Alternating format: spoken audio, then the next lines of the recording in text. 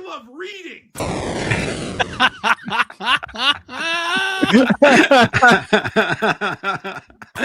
Oh, perfect. Wasn't expecting that. Oh, that was gold. I don't know why I wasn't expecting that. Do you guys love reading? I don't love anything as much as Tim loves reading. I do. I love it. I read my tax return once. That was kind of funny. Oh. You wasted all the gold material when the camera was off, Keith.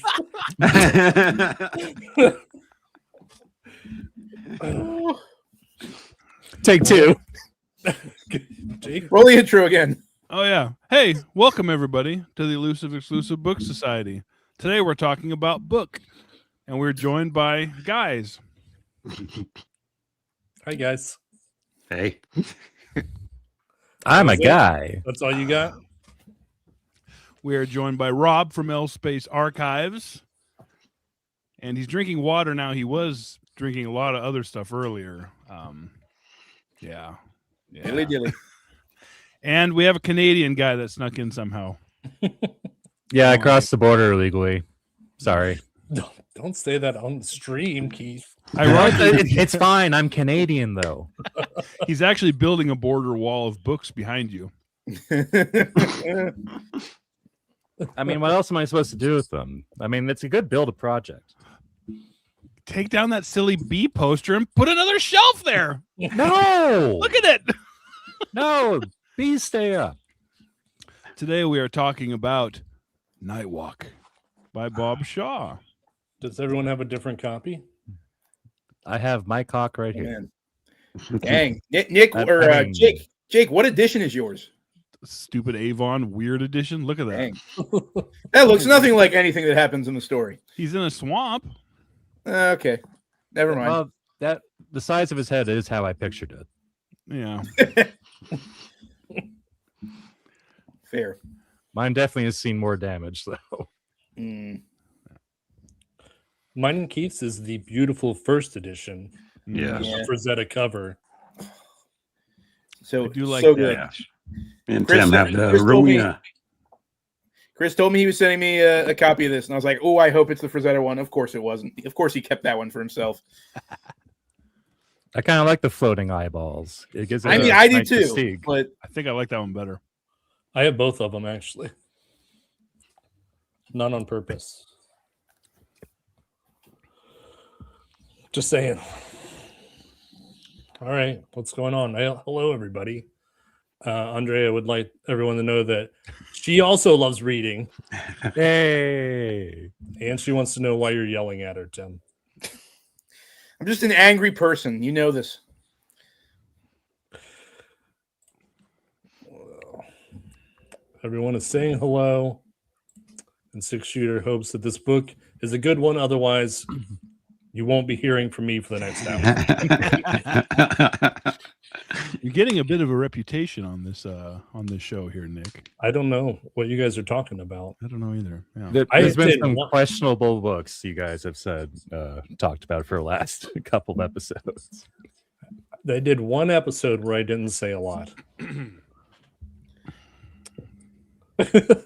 Jeff says that he's pretty sure that Keith appears on other people's channels way more than his own. I like migrating around. You know, it keeps me active. I don't even think he has a channel. I think it's just kind of an urban legend at this point. Like, it's kind of like, I think I saw his channel once, right? Did we? Maybe we didn't. I don't know.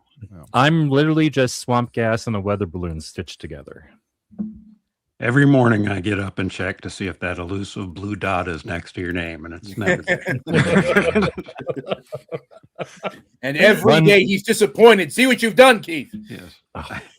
Well, just imagine when you see that blue dot, the feeling of relief. I know. That your suffering is now at an end, and so is my suffering from having to hear about this all the time. Rob, you got a special message here. Ooh, someone's got an admirer. Yeah, she's over at sister-in-law L Spaces watching from there. So Nice. How you doing, Mrs. L Space? Mrs. Can Rob come out and play with us?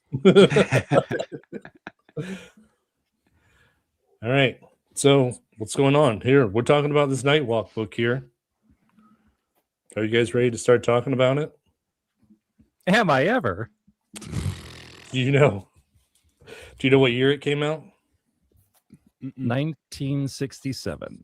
Thank you, Keith. I didn't want to open the book. Oh, you have it wrapped still? Yeah, it's wrapped. They're not wrapped, but bag. You know what I meant. I wrapped it up right before this started. Put it in the bank. So here we go. So Nightwalk is a science fiction espionage book Mhm. written by Bob Shaw.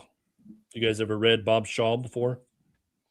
I've read one other, the Ragged Astronauts. Ooh, that's a cool and cover. It was a very good book. So Nice. I started after I read that one. I started picking up Bob Shaw whenever I see him out and about. Yeah. I was impressed by this one, huh? Mhm. It was cool. Spoiler alert. This was his first book too. Was it really? Mm-hmm. Mhm. And it's very impressive as a debut. So let's go. It's the protagonist is Sam Talon. Is that how you guys pronounce it? Talon? Talon, like an eagle. That's how I thought about it. Yeah. Hell yeah, that's right, Keith. That's the right answer. So it's Talon like an eagle. Like a bald American eagle, Yeah. not a Canadian eagle. They don't even have eagles up there. They just got penguins. We got loons. So Sam Talon is a spy. He's from Earth, and he's sent to the planet of M. Luther to deal with the Lutherans.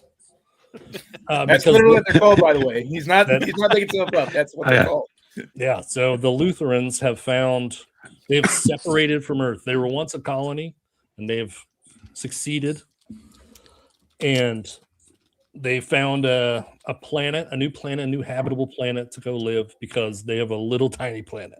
Or their planet is just a little island. It's one small continent in the ocean. Yeah. Yeah.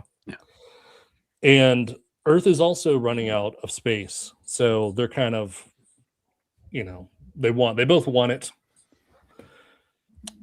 And so the Lutherans have found this planet. Sam is sent to M. Luther to get the information, and he does. And this is all pre-story. We're caught up to this. As soon as it starts, we're already there. Yep. So with this information, he's sitting in his hotel room, and he's frustrated because basically the spy before him called in sick, and he's like got to jump in the middle of this, and he's like, this is a disaster already. And he gets the information, and he's sitting in his hotel room, and he's thinking about what to eat for dinner, and he looks out the window and he sees that there's no one around, that there's no people on the streets, there's no cars. And he's like, oh man. He's like, I wonder, would they empty out the city for this? And then he's like, hell yeah, they would. They'd empty the continent. Like, this is everything. So he's like, they found me out. So then he sits down, and then that's the end of the first chapter. So as far as the opening chapter goes, how did you feel about that? One thing.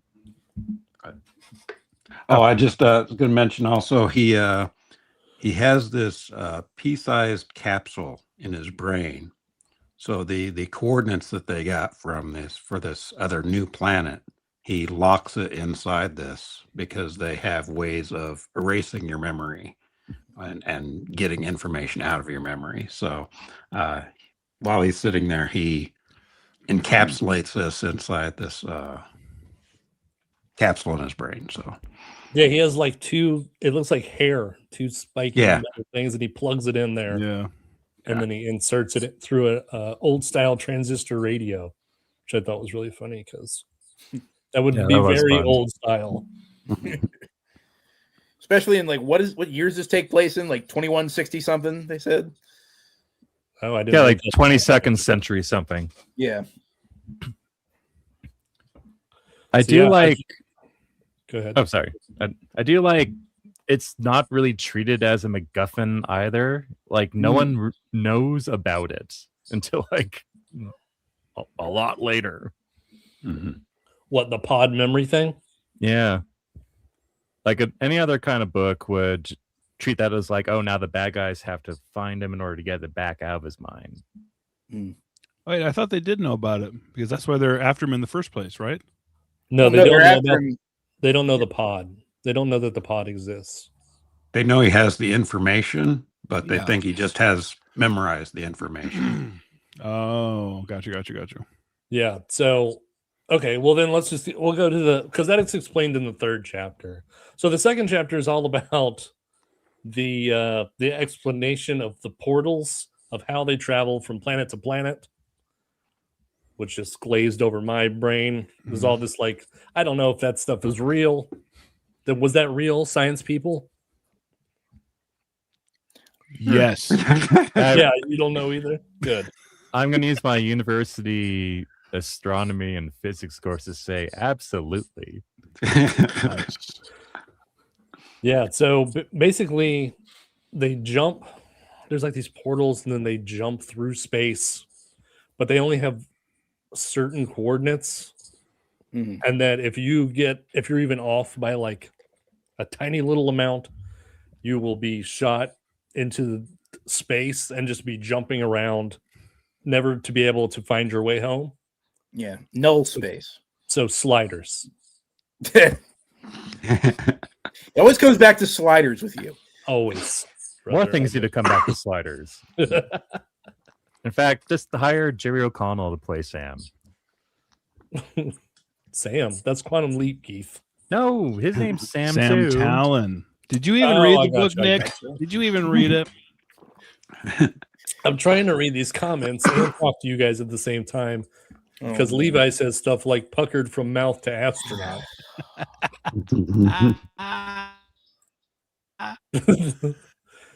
Duncan says cobra chickens. I don't. Hey. And the Goat Man says Canadian eagles have hair. They're not bald. Get it?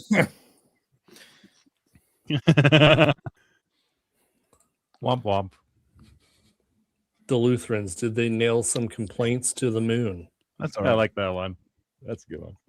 I don't It's get it. okay, Steve. That's okay. It's all right. It's Martin Luther nailed a bunch of you complaints to won't get the the other floor of a church during the Protestant Reformation. Martin Luther jokes. This is definitely the first book I read that had Lutherans as a villain. Yes. Weirdly enough. But Yeah. they're not the religion, right? It Is is, that but coincidence? it is the religion, but it's the leadership that are the villains, not so Yeah. much the people. Yeah. Yeah. Well, they make a reference at some point that the earth has been taken over by religious lunatics or something like that. So there might be some kind of like meta narrative implying that like the Catholic Church now rules earth, and so that the Lutherans are literally like Protestant separatists, I guess. I don't know. I was getting that kind of vibe, but it might not be the case. That's right. And Bob Shaw's from Northern Ireland too. There you I go. didn't even think about that till right now. Wow, you guys are cracking it.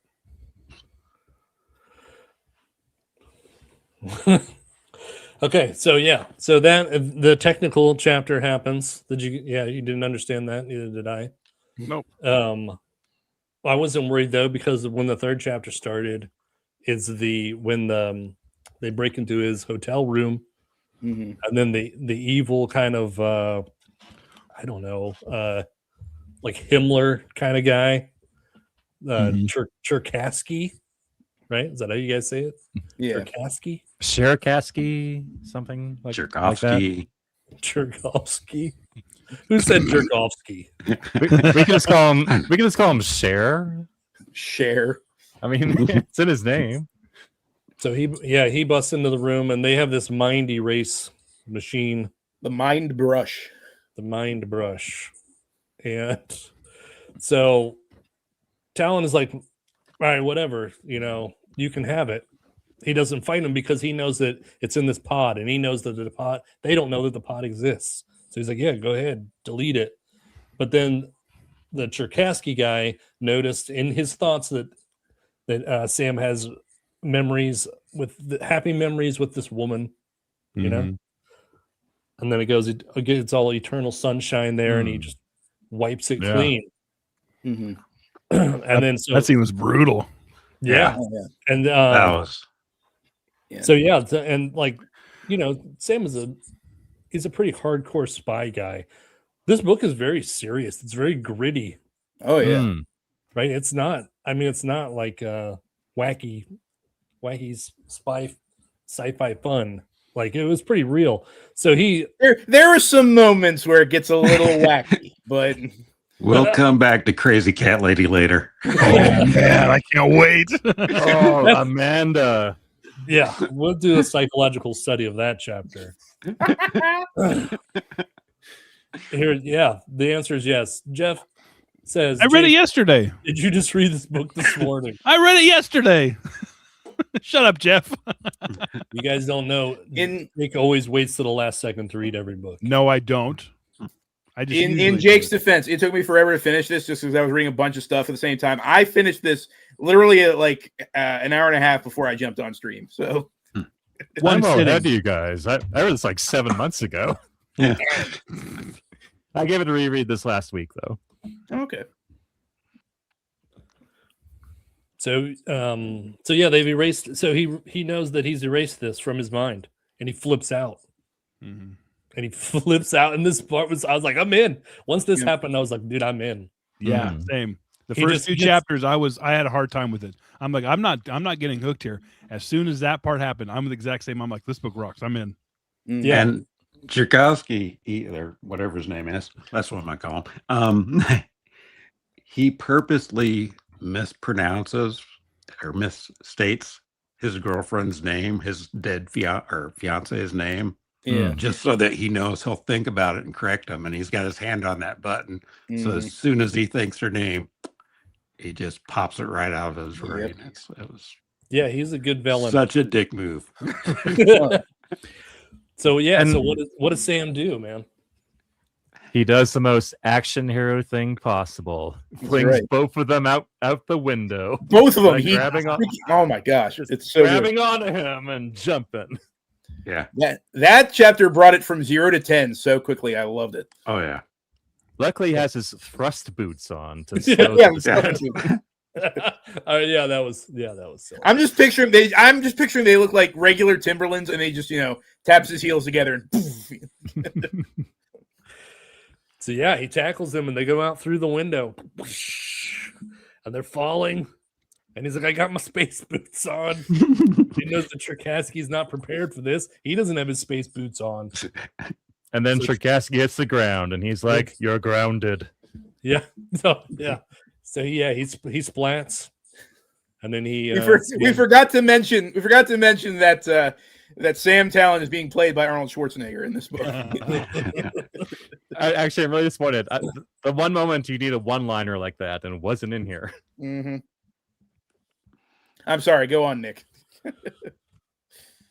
Oh man. I'm missing so many comments. I'm sorry, guys. Oh no. I'll try to keep up. You're glitching, Jake. You were glitching. So yeah, out the window. So is Cherkasky dead or what? He just fell from a 20th floor building. What do you guys With the think? dude on top of him. Yeah. And of course not. Of course he's not dead. No, he's not dead. So Sam gets up to look around. He's like, "Oh man, I got to get out of here." Oh, Jake's out of here. Jake And didn't bring his then, thrust boots. Don't Yeah, worry, and then- we won't. Oh. Jake has his thrust boots. What were you gonna talk trash, Keith, while Jake is gone? No, I was gonna say, don't worry. Just like a certain lost villain, sound again. Jake will return. Oh man, you're all sound, Rom. We're falling apart. Oh no. It's all Jake's Okay. fault. Okay. I could hear Tim. Oh, wait. Is that better? Back? Am I normal? Okay. You're normal now. I think so. Cherkasky think gets up after that fall and he's like, "Guess what? I have a Hornet gun. That's not like a real gun. It fires like needles, something like that, stingers. Yeah, that contains some kind of paralytic drug. Yeah, And he fired a point blank into his face. it's ridiculous. Poor Sam. We're getting some criticisms here. We picked the two most deaths. I'll try to be wackier. Yeah, she wants you guys to liven up. Oh. And then Steve's complaining that we're going too slow. Oh my gosh, it's always You about the guys aren't instant lagging. gratification for you. That's fine. We can skip right to prison. That's fun. What a coincidence, Keith. Because guess what the next chapter is? Welcome to prison. They're in prison. All right, so yeah, they're in prison. He's blind. Sam is blind. The doctors kind of mess with him, give him false hope, and they put plastic eyeballs in his sockets. That was so messed up. That doctor's like, "Oh no, we're gonna be able to, you're gonna be okay." No, he's And not. you can He pick just- your own color of eye. Too. Yeah, exactly. Because I'm a nice doctor. Yeah, that is the thing. You really do feel bad for this character throughout most of the book. Like Okay. the thing is, Now I can't hear Tim. Oh no. Hold on, let me check on- What's happening? I don't know. I can hear It's you. like one person each time. All of a sudden, the sound goes out. How about For this, me. Rob? Can you hear me now? Can you hear the rest of us? Yeah. Oh, It's now I fine. just Rob don't doesn't know need if to hear Keith is my fucking voice with me. anyway. What the heck? Oh, that's weird. Okay. All right. So Maybe not stream this one to your Spotify. Rob stared at his monitor, wondering what was happening. Oh. You just need audio description. All right, so they're in prison, and Sam's feeling pretty sorry for himself. He's about to give up on life because he's blind. He's helpless. He's stuck on this other planet. There's no way home. And he meets this other prisoner, and the other prisoner's name is Dr. Logan Winfield. I think I imagined him as Foghorn Leghorn, but like a revolutionary. He was basically described like that too. It's like he sounded like a fat Southern politician. Yeah. Mm-hmm. And so this guy is dead set on escaping from prison, and he's already tried it once. And apparently, there's a swamp outside the prison, it's the only thing that's keeping him in. It's a killer swamp. No one makes it out, but he tried to make it out. And then there's these bugs in the swamp that eat your eyeballs. So he is That was also So rad. It was fun and gross. Yeah, so he's also blind. So they're working on this. I guess they're like a sonar goggle, right? It's Yeah. Sounds like- explained. It was like a device that attaches like the forehead. Yeah. Yeah. Well, the first one they're working Yeah. on is like, and I imagined it sounds like how bats Yeah. Basically. hone yeah. in on things that are moving. Well, yeah, because he points out at one point that he wishes he could, like, when they introduce the female love interest eventually, he mentions that he wished he could see what Yes. she looks like, Yes. but he keeps getting, like, the way it works is he keeps getting pings. Like, he can tell the distance of objects from himself. He can't tell what they look like at all. So All I'm know is that there's 5 of something that Tim is talking about. He actually just admitted he can't read, and he has severe case of dysentery this week. That's what he's like, severe. Huh. Continue, please.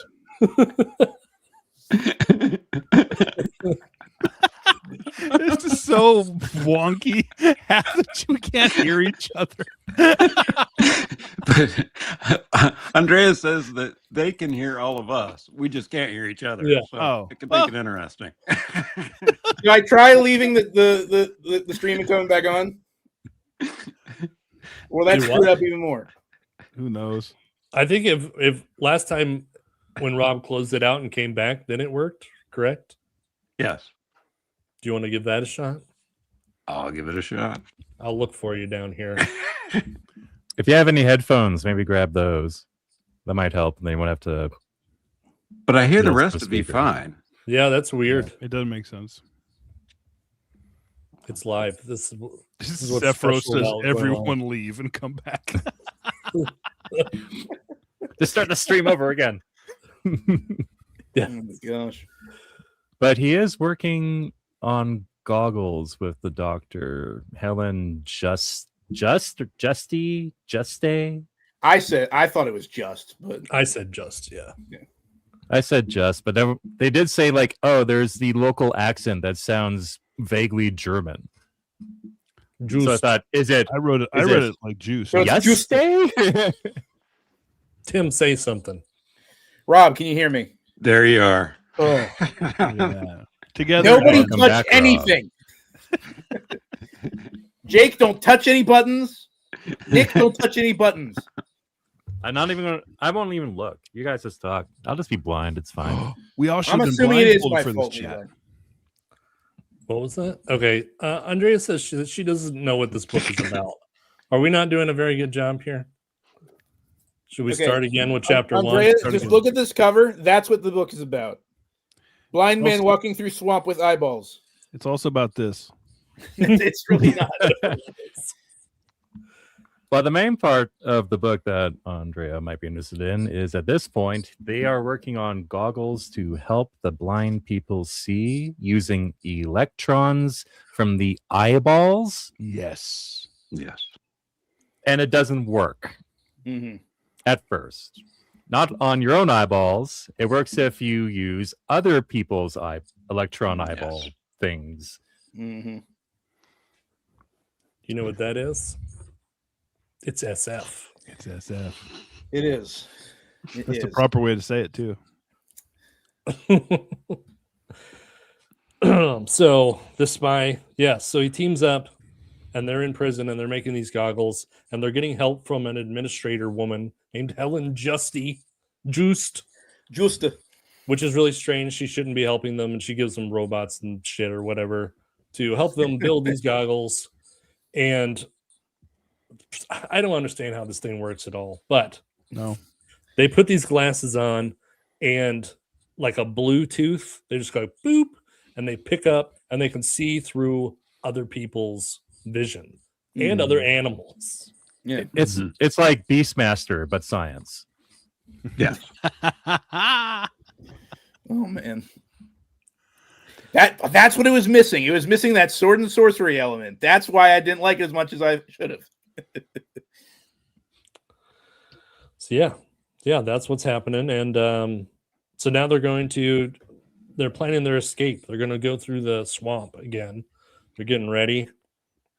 Can I just point out though that not only is their main security precaution, we have this giant swamp full of murderous insects and animals around it. But if you do somehow manage to get past the swamp, we have these giant gun turrets set up on the fence that will obliterate you if you stand up above a certain level. And Heat-seeking missile turrets. Don't forget about the mud spiders. The mud spider. Oh my gosh. That's a mud spider. I Yep. love that part. Look at this. Deb saying smart stuff. This eyeballs fetish, I feel like, is inspired by an electric raven out of a sci-fi Norse myth. Tim? What do you think of that? I don't know what she's referring to. I I- can't believe it. I actually did hear. This is kind of unrelated. Well, it's related, but not with what Deb said. But Bob Shaw, he struggled with vision problems, Oh, Yeah. and like it gave him like constant migraines through his life or something like that. I forget what the exact terminology was, but yeah, he was constantly struggling with vision. Yeah, he almost went blind from an illness early on, and then as a result, he had constant migraine. I've never had a migraine, but I heard people talk it can mess with your vision. Yeah. And so he was obsessed with optics and the science behind optics and eyeballs. So what you're saying is this is real? These It's goggles absolutely really true. do It's stuff? 100% true. The optics thing makes sense because one of his most famous stories is Light of Other Days, and that's all about Yeah. like optics and glass. It's very But what Deb said, that kind of makes sense because he'd have to use birds in order to see to get through the swamp. That's what Deb was getting at. So And we're it's a going in, gross scene getting through that swamp. Yeah, well, we're loved hold on, we don't have our diapers on yet, Keith. Hold on.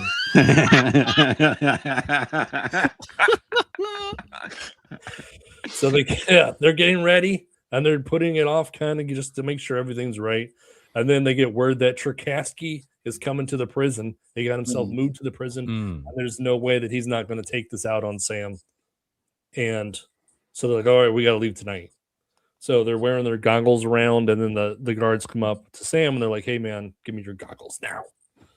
And he's like, well, that's, how you can't take them from me. Helen Giusti said I can wear them. And they're like, who do you think gave us this order? So he's confused. So we still don't know what's up with Helen.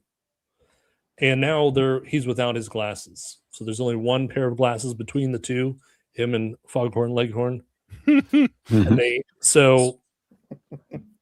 Winfield he's got the packs ready. And they have him out by the rocks by the swamp. Sam goes out there only using his sonars. And they get there and Dr. Winfield's like, don't eat or drink before you go, because we're going to be zipped up in these like body suits, these bags, and you're going to have to go to the bathroom. Yeah, here's a diaper. And he's like, by the way, here's a diaper. I love, by the way, that he hands him some diapers, and Sam's like, "Are you serious?" He's like, "I'm dead serious." Yeah, we're going to be hiding this tree trunk full of woodworms. So I hope you're okay with that. I love the practicality of it. Like he didn't have to put that in here. Oh yeah, None of oh yeah. that But the attention to detail is great. They don't bite much.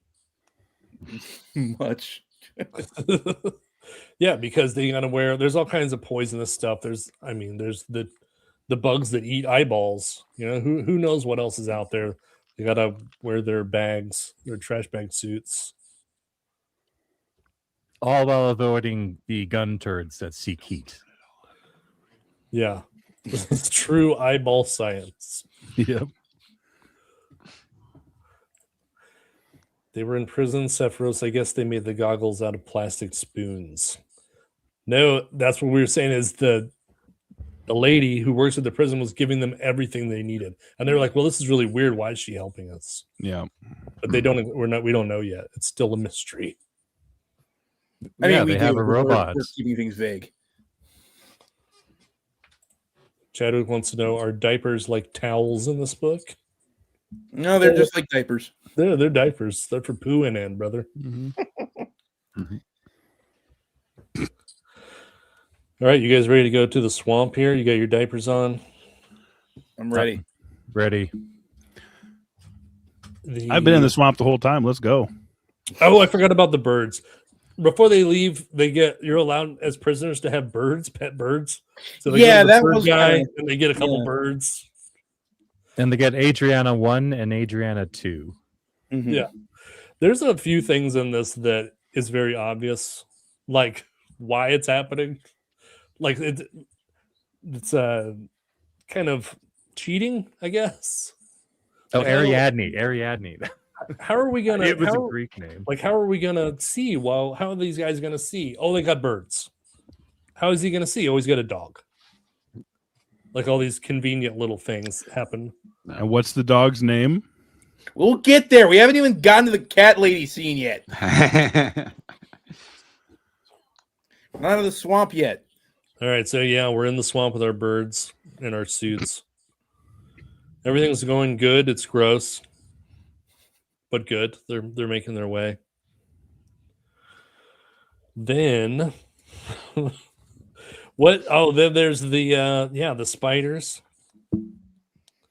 They're Well, I love called- how he describes the journey through the swamp, because there's multiple times where it says that, like, you know, he'll keep falling down into the mud and he'll look to the left or the right, and he'll just through the sonar that he has strapped to his head, he keeps picking up things moving around him.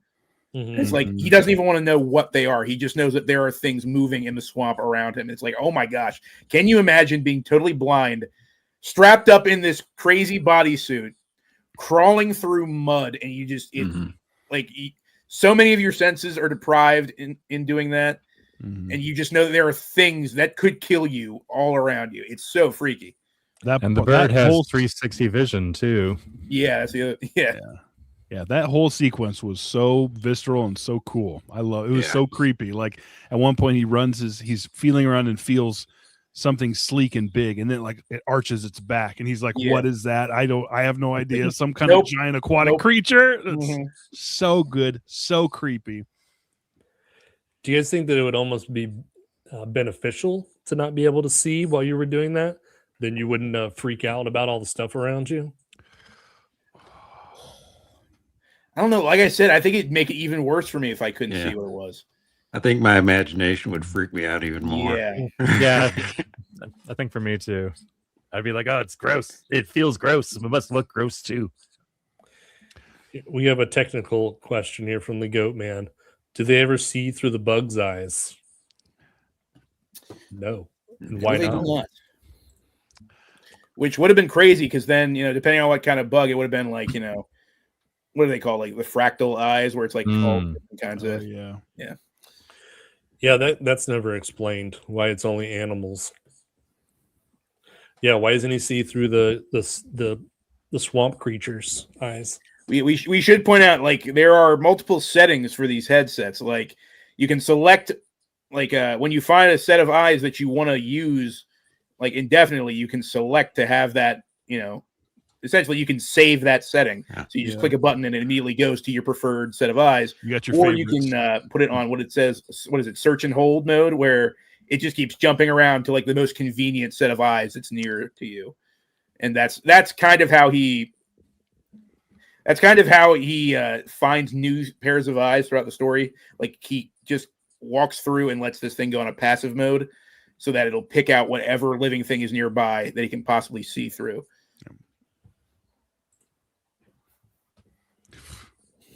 Can anyone say it in the voice? The man whose eyes were made of spoons. That's pretty good. That's my best. So then we run into our muck spider, and Sam doesn't have the goggles on. He can't see. The Dr. Winfield has the glasses on, right? Mm-hmm. Yeah, and Winfield earlier says, don't worry about these mud spiders, though. It's the wrong time of season for them. Oh, no, I stepped on a mud spider. And we should say they're absolutely terrifying because they're not a normal spider. No. They look like a plant, like a grouping of just like that. Yeah, basically. And so but the bottom is just a horrifying toothy mouth that will just instantly start tearing chunks out of you. Yes, the legs look like just screaming and stabbing it with a spear. He's like, the body's too tough. You got to shove it down the throat like this. and unfortunately, Winfield, you know, he's a week before retirement, so he has to stand up in order to shove the spear down. And he totally forgets that gun turrets are trying to find heat signals. Yeah, it blows. It blows this dude up. It's awesome. It tears his head off. Yeah. He has enough time for one shocked expression before he explodes. It takes his head off, and then it says his body went cartwheeling across the water. Yeah. It's so cool. Yeah, it is. Cartwheels and lands on a pile of leeches, too. Oh, yeah. Yeah, this is gruesome. I say. I can't do Foghorn Leghorn, but something like that. It's a mighty slimy predicament we found ourselves in. Always running around like a chicken with his head chopped off. So my note here says that Sam was wearing the goggles. So the goggles were not exploded when Dr. Winfield's head exploded. Yeah, he handed them. Winfield handed them to Sam so that Sam could try to help him and see what was going on to help him. Yeah. So after that, he just pretty much gets right out of the swamp. And at this point, I was like, you know what's cool about this book is there's all these little sections, and they were perfectly timed. Like you never got sick of the swamp, but it was like you were done too. Like it just ended at the perfect time. The prison ended at the perfect time. You know, the intro was perfect. Like all the timing, all the jumps were great. Yeah, And it was like these little genre shifts. So you had this beginning that was sort of this espionage thing, and then you had the sort of the science technical stuff in the prison, and then you had this survivalist tale in the swamp. So it was nice how you got to get this variety of different genres all in one book. Yeah. Do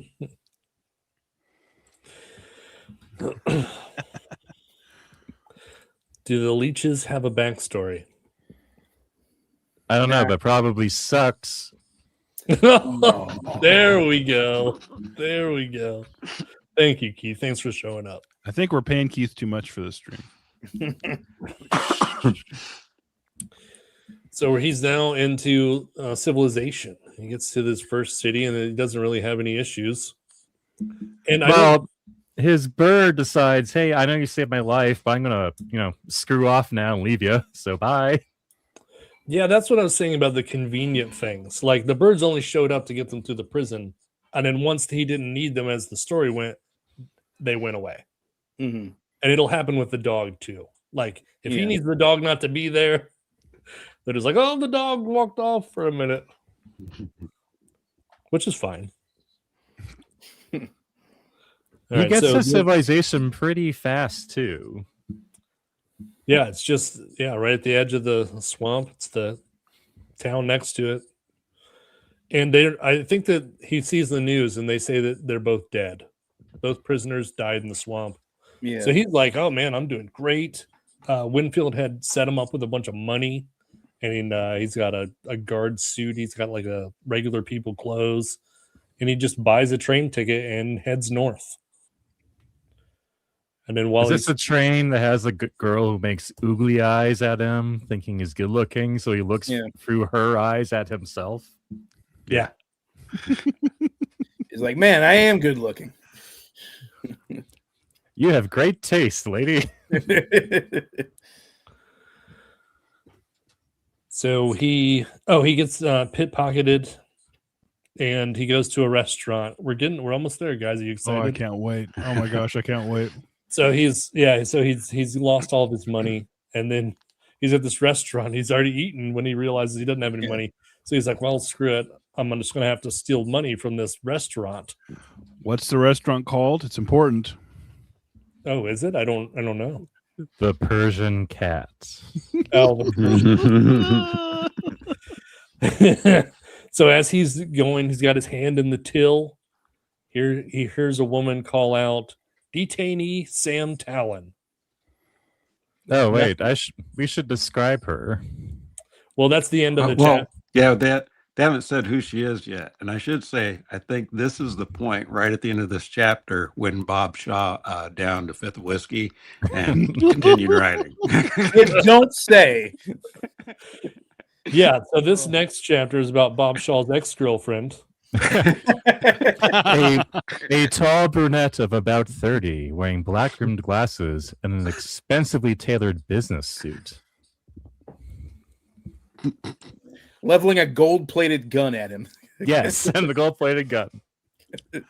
And she's a cat lady. Yeah, so the chapter starts, and they're just talking about her like we know who this is. Yeah. I was like, what the hell? I was like, did I miss something? I was like, I did the same thing. I had to go back and see if I missed some pages. Yep, absolutely. It's a week later, and my God, she's made me a sex slave. Oh no! and she brought me a dog. It's The horror. Yeah, it's wacky, huh? I love it. This is when I was like, oh, I love this book. What the heck's happening? Every night she comes upstairs and has her way with me. I can't stand it. She sounds hot. But that's the thing though. She has her way with him while wearing his goggles and seeing through the eyes of the cats. Oh, but before that, because his goggles has a faulty power module or something, so he's trying to conserve the energy because he knows it's going to go bad. Mm-hmm. And so he doesn't know that she's secretly using these goggles and wasting the power of it. I want to see what my cats see. So that she can go through her cat's eyes to watch them as they have sex with other cats. Yeah. And while she's on the ground writhing, like, and making cat noises along with it. Oh my gosh, it's so good. Luckily, he has a terrier now to keep him company when she's not being a sex maniac. What's the terrier's name? Jake, you do the honors. Seymour. Good night, everybody. Don't you get it, chat? Yeah. He even says, like, and Sam showed his, like, perchance for puns by naming the dog Seymour. Yeah. Yeah, interesting turn here. Oh, it's so good. So, yeah, she is, I mean, basically just, assaulted. No, they left out the last name, Jeff, unfortunately. I read it like that, too. Seymour Butts. Good old Bobby Shaw. But Nick, how does he get out of that predicament, though? Well, this next part, it sounds bad, but if you stop and think about it, like, this is really messed up what she's doing. And Can I ask a question though? So now that we're at this part, so he manages to at one point overpower her in the middle of the night while she's wearing these goggles, seeing through the cat's eyes. And they scuffle for a bit. She's scraping it at his face with her fingernails. He describes Sam Talon knocking this woman out by holding her throat with his left hand and driving slow rhythmic punches into her face with his right. Can you guys explain to me what a slow rhythmic punch is? I know, it's like, yeah, yep. It's just taking his time and holding it. Boom. Yep. Is that what that is? Yeah. Oh, I love that part because what you left out was he overpowered her, like, because they were in doing as cats do, and then he's like, was she? I can't remember, but she was like either meowing or something or purr or something. Well, he rips off her glasses, and then he's like, he sees cats. Yeah, she's making noises in sync with the cats who are screeching out of their apartment. So, yeah. And Sam's is like, just so you know, I hate cats. Yeah. Oh, so good. Yeah, he pummeled her face then. I thought he killed her, but he doesn't. So what else does Bob Shaw want us to know about his ex-girlfriend? He did highlight the fact that even after she stopped moving, he kept on punching. Yeah. Yeah. Wait, does he? Hold on. Yeah. Oh yeah, even after she had gone limp, he kept hitting her, seeking revenge for things he barely understood. Yes. Yeah. It's all right. Oh my gosh. Love it. And he was, if I remember correctly, it was partially her idea to have him not wear the glasses to conserve the power. Mm-hmm. And then she's just been blowing the power units on this on cat sex. Yep. Meow. I can see them eat. I can see them go outside. I can see them with other cats. So It's everything really I weird, dreamed, Samuel. What's really weird is she didn't know anything about these glasses. If when you're reading it, you're like, oh, she's just doing it for these glasses and cat fantasies. But when she first holds him up, why? It's like in Pulp Fiction. Because he's Like, I caught myself a escaped. couple flies. Because I know, she's it's weird. lonely. Yeah, I feel like there was a page or two missing in between Mhm. those two chapters that to set it up. Mm-hmm. All right, so yeah, so now he's on the run, and she called. By the way, that police. chapter is like 4 pages long. Yeah, it, 4 pages of solid gold. I want to say I'm also very disappointed, Jake, that you did not have the meow clip ready for this.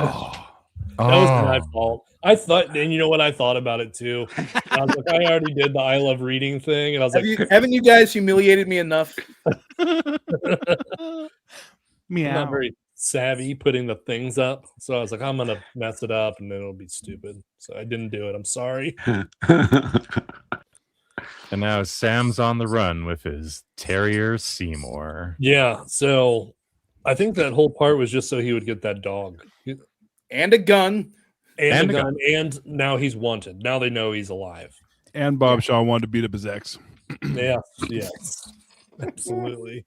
And I do think it sets up, because I thought it was out of place first, but I do think it sets up later when we meet a certain other person that it shows this this supposed theocracy where everybody's being moral, that people are still doing immoral things just on the sly, that it hasn't changed human nature any. Mm-hmm.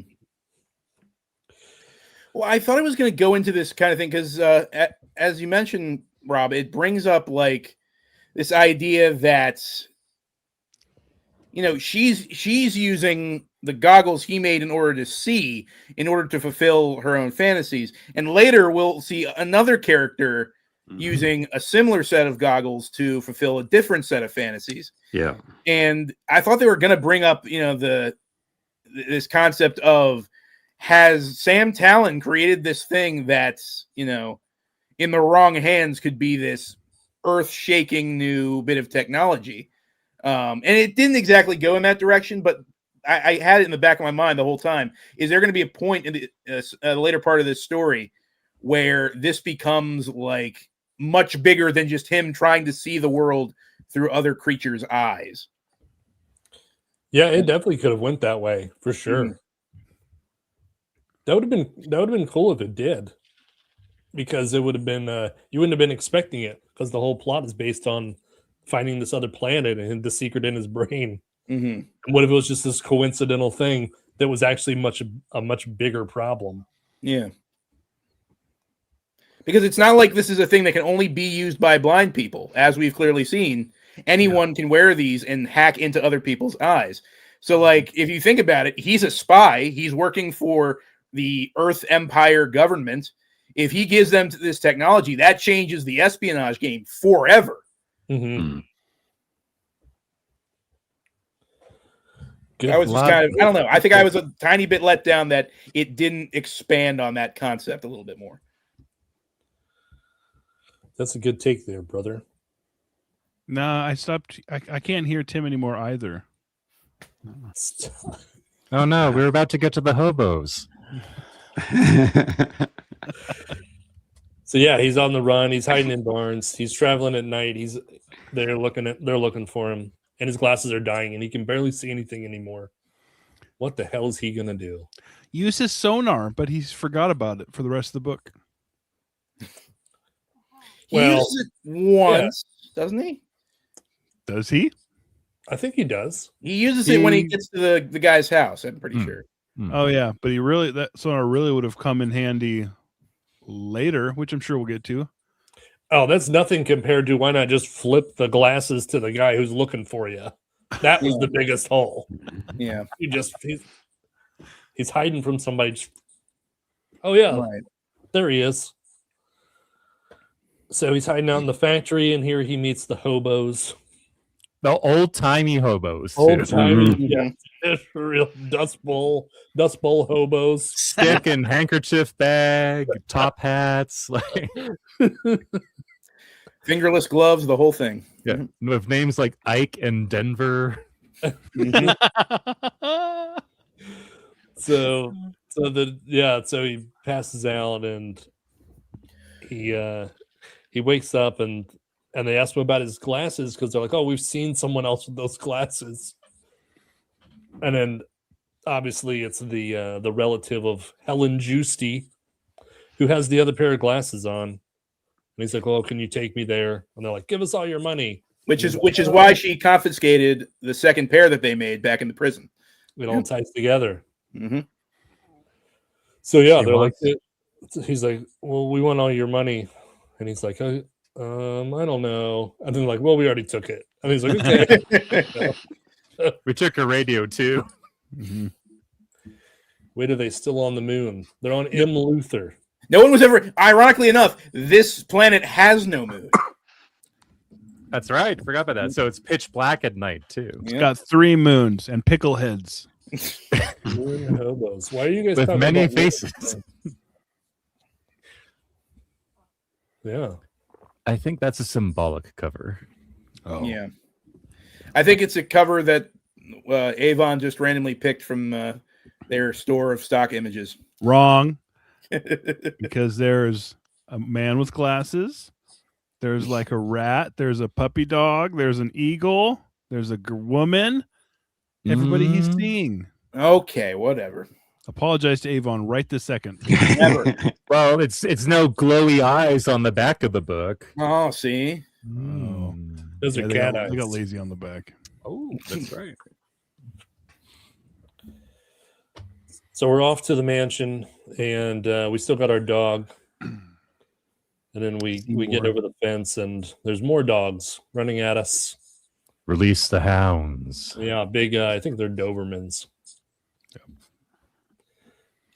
And so Sam climbs a tree and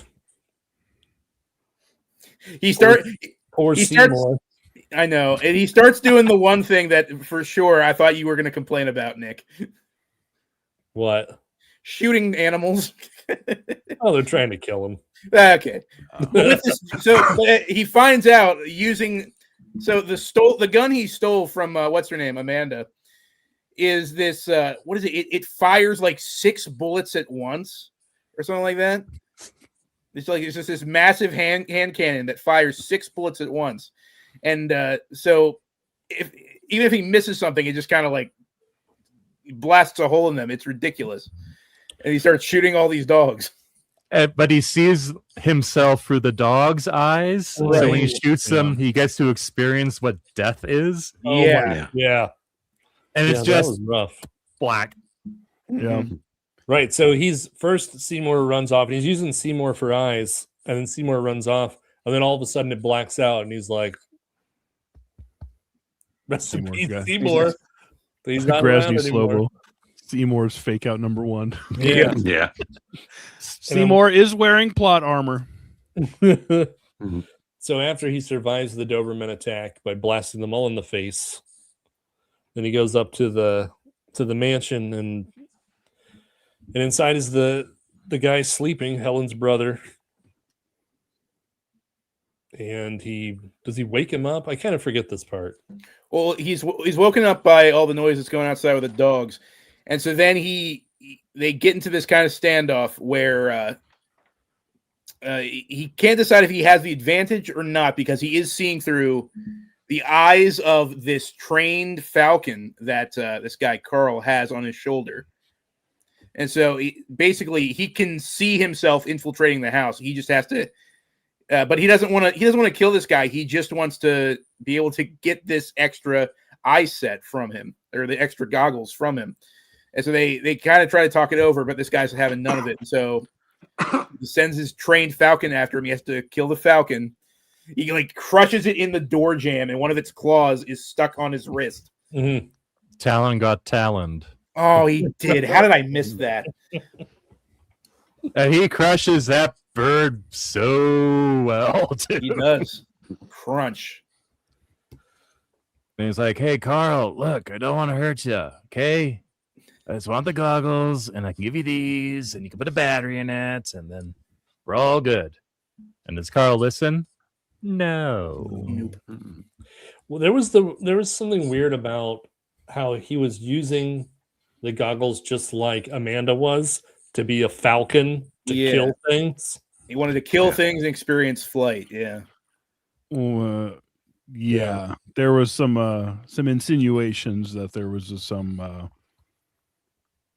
fetishizing it. Yes. Much like Amanda and the cats. Yes. Yeah. And remember that the Helen and her brother are both related to the ruler of M. Luther, Mhm. and the brother's been in trouble for other things before that Mhm. go against the beliefs.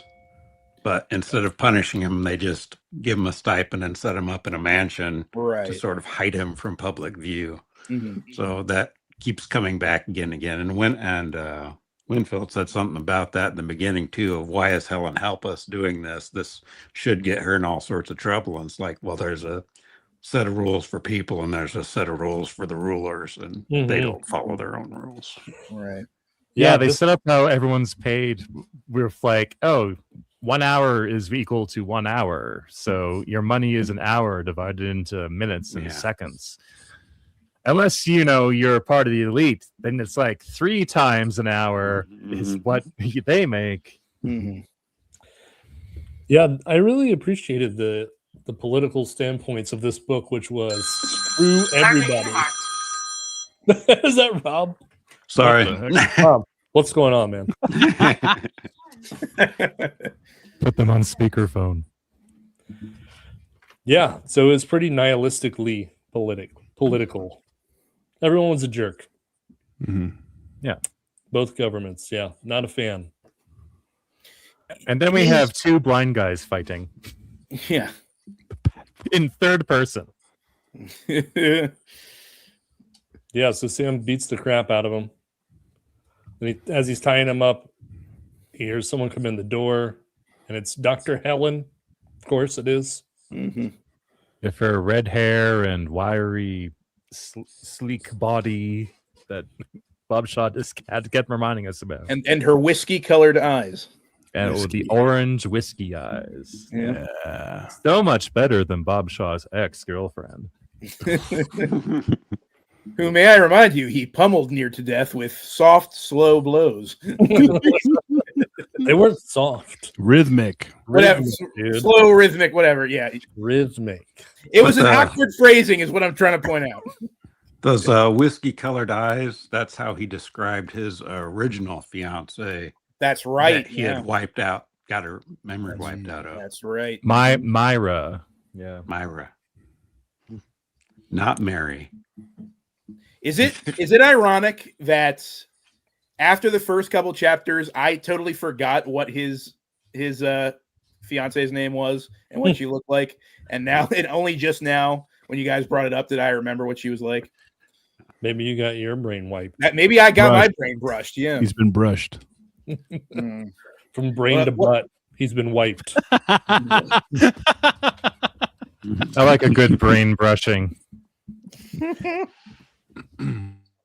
That's good. That's good, Nick. That's good. Thank you. So now we get the. I think he basically is just like, Helen, I got you at gunpoint. You're gonna drive me to the border. You're gonna drive me to this town.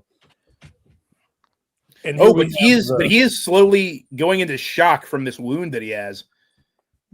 Oh yeah, he That's did right. get shot somewhere, didn't he? He got shot by the police before he met Yeah, the that was hobos. even before he bumped into the hobos. He's had this gunshot wound this whole time. Oh, I'm sorry. Yeah, I did. I forgot that. No, I did too. Jeff said he wants to read the Reassembled Man. He preferred to Reassembled Man. Jeff, you liked the Reassembled Man, remember? He did. And that didn't even make my bottom 10 worst books of the year. It was the worst. Your bottom 10 is in a whole nother league, Jake. Right? So now we're on a romantic road trip where she's starting to understand his position, and they fall in love. It's that Hitchcock plot point too. Oh, we got to hold up in this hotel for a week, and then she falls in love with him during that time period. Yeah, right before she's about to report him to the police. Oh, I forgot something. I forgot something. Oh no. Seymour comes running up to the door. Seymour's still alive, everybody. Yes. Don't worry. Oh, yeah. The dog Seymour. lives. Turns out he just ran out of the Bluetooth Range. Yeah. Bluetooth range. Bluetooth range. So thankfully, Seymour is still with us. So Seymour and Helen and Sam are traveling, and she falls in love with him. Once she understands his position, I don't know. I don't know if she's really a fan of her. Was it? Either. But hold on. I'm gonna say it was just because he has a dog with him, because they make a point of mentioning that she's about to turn him into the police. She goes out to the car to get in and drive off and tell the police, and Seymour's in the car and he like nuzzles up against her, and that's when she heads back into the hotel and decides to sleep with Sam. Yeah. So it's just the dog. The Goes dog was back just into sitting the there whole time. hotel, and it ends with, and then she took her blouse off. Yep. Thanks, Seymour. 1 week later. Man, they loved each other so much by this point. Mm-hmm. They have gone through a lot together. I didn't think it was fake. I thought it felt pretty real. This was their relationship I liked, actually, when, we get a lot more of it. But Oh yeah, Sorry. that's right. I forgot all about this. I'll be right back. That before he left, Sam helped her brother, even though he beat the crap out of him. Yeah. yeah, at least his glasses that are failing, just saying it needs a new battery. Yeah. Hide it from the government, and then you can, look through your Mike Hawks again. I'm sorry. What was that? What was that, Keith? Mike Hawks. That's what I thought you said. Okay. Sorry, the Falcons. Falcons. So now we're in New Wittenberg, which is where he was going the whole time. This is where the ships take off, and he's trying to get on a ship back to Earth. So he has to split up with Helen, and then she thinks that he's gonna call her later, and he's like, "Yeah, okay, sure, I'll call you, baby." But he knows that he's like, "Oh, this is it. What am I gonna do? I gotta go back to Earth. What am I gonna call from Earth?" Because she thinks that she's gonna come with him. He's like, "Oh yeah, okay."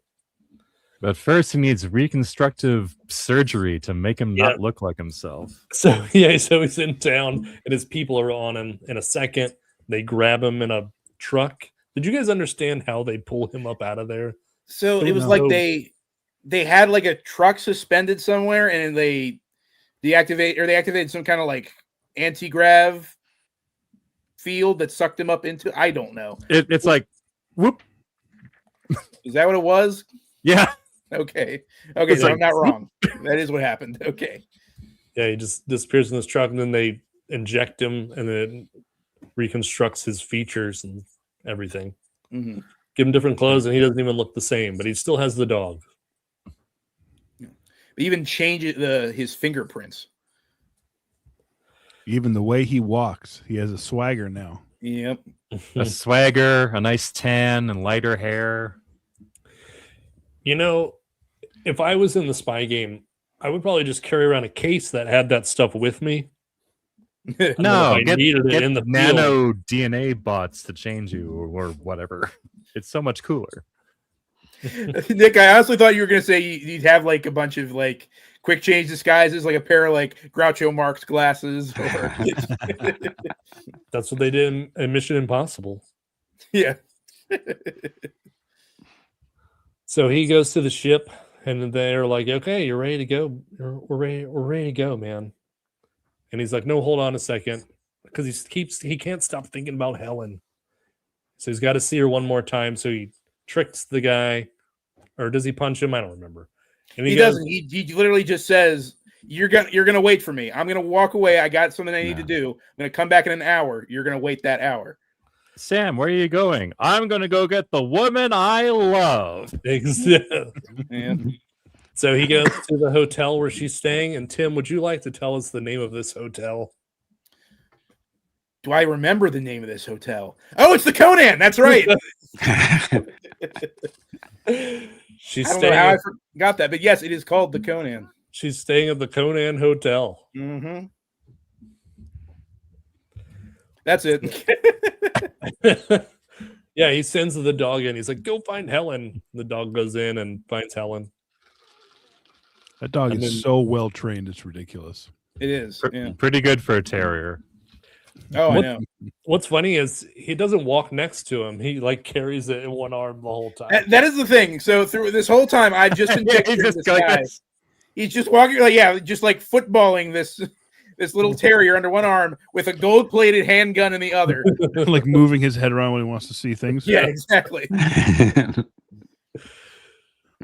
So as serious as this book can be, it created just the goofiest picture in my mind of this blind. So he's got these like electric goggles on his face. He's got a terrier under one arm. He's got a gold-plated gun in the other. Like, oh my gosh, he's the most conspicuous spy ever. That's a nice tan you got there, Sam. Thanks. I grew it myself. My dog helped me. Yeah, exactly. So they're gonna go to the ship together, and he's just like, "I'm just gonna take you. They're just gonna have to take you. That's all there is to it." But on the way there, he starts thinking about Cherkasky and about his trip up here and how easy it kind of seemed, even though it was hard. He was like, "You know what? They should have had me a million times. This is way too easy. This is a trap." So they set back and they hide in this hallway, and sure enough, there's a trap. And Much like Principal Skinner in The Simpsons chasing Bark, Cherkasky's caught up with him. I don't know that reference, I Keith. don't know that reference, Keith. What? No, come on.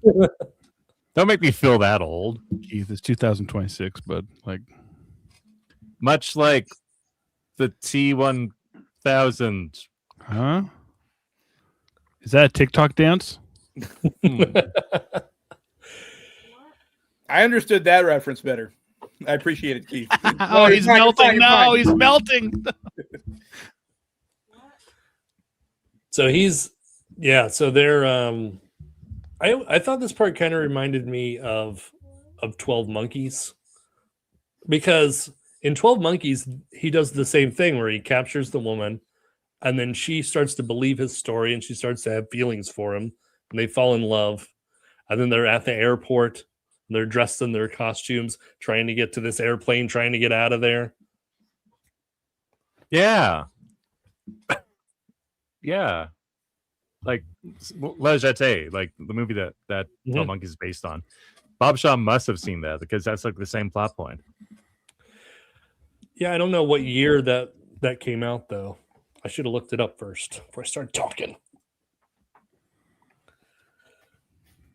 Anybody? Robert, can you still hear us? Yes. Sorry. Are you good? I think so. Well, Don't Sorry. they all have to Phone- like phone hide call. out in like a telephone pole thing for like a day too, watching the ship? Or it's like a crane, something like that. Like a tube of some kind. I thought it was a hallway. I don't know. This part was weird. Yeah, I don't know. I don't even have notes on how I got to the part where Helen gets shot trying to protect Sam from Cherkasky. That's the next note I have. Mm-hmm. So he sees Oh, it happen, and she's dead, he thinks. And so he runs into the ship, and he just hits the random jump button. Well, see, that's the thing, because he's at this point he's totally exposed himself to the people who are looking for him. He keeps saying like his plan has backfired spectacularly because Cherkasky knows he's there now. He's called all these authority ships in, and they're all trained on the ship that's about to take off. So there's no possible way, even if he gets off of the planet, there's no possible way he's getting through their territory because there's a bunch of orbiting, what do they call them, laser rafts in space that are about to shoot down the ship as soon as it takes off. And so he just decides, screw it, I can't have my cake and eat it too. So I'm just gonna try to survive, and hits the random jump button. And so he doesn't even target one of the portals that will take him to another planet. He just zips out into the dead of space. Yeah, he doesn't care anymore. Mm-hmm. There we go. La Jetée from 1962. Oh, okay. So that probably This Yeah. was, what did it say? 67. 1967. So, yeah, it's very possible. And before this awesome, kind of fight happens that where Helen gets shot, Sam does tell Helen, "Hey, I know how we can probably get onto the ship without Tchaikovsky shooting us. You tell him I have a secret probe thing in my mind that has all that info that he thought he wiped." Mm-hmm. So then finally that plot point comes back. Right. It wasn't clear to me why he did that. Why he told her? Yeah, why he There's- announced it. Because even well, afterwards, there's he's like, this- that was probably a mistake, huh? Well, there's this thing that he tells Helen. He's like, we need a story that he's willing to believe. If we just make something up whole cloth, he's probably going to see through it. No. There's something like along the lines of, we need to tell him something that has, a bit of the truth to it, because then it'll come off more as like something that he'll believe. Yeah.